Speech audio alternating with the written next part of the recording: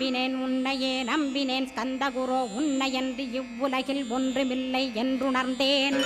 நன்கறிந்து கொண்டேன் நானும் உனதருளால் விட்டிட மாட்டேன் கந்தா வீடதருள் வீரே.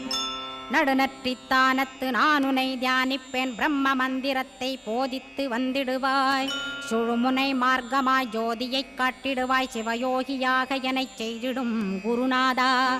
ஆசையறுத்து அறநடியைக் காட்டிவிடும் மெய்யடியராக்கி மெய்வீட்டில் இருத்திவிடும்.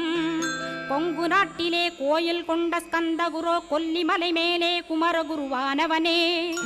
கஞ்சமலை சித்தர் போற்றும் ஸ்கந்தகிரி குருநாதா கருவூரார் போற்றும் காங்கேயா ஸ்கந்தகுரோ.